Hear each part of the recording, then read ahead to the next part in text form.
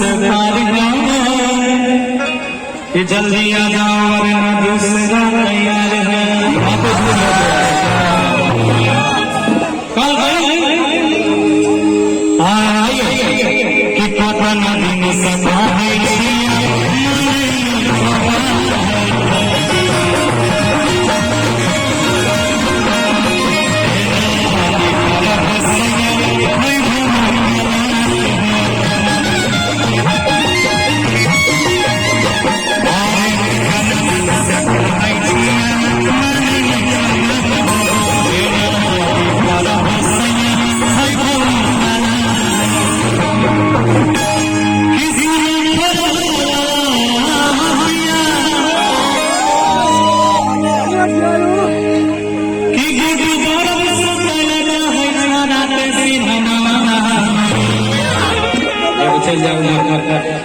आगे सुना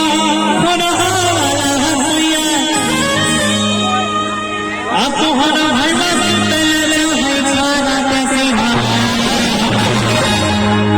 एगो ताली के साथ जो जहाँ जो एगो ताली के साथ सबको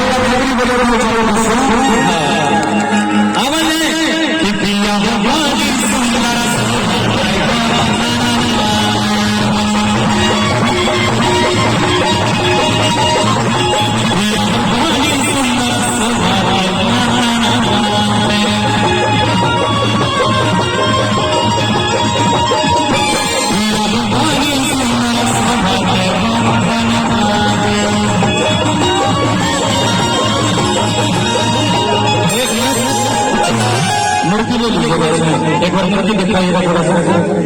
कि प्रिया भाभी सुंदर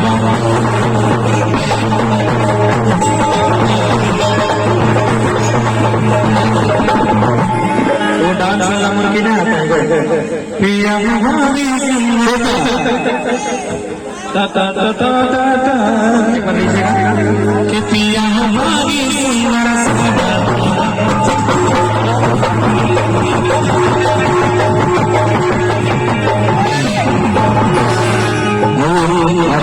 इमाम की बहुत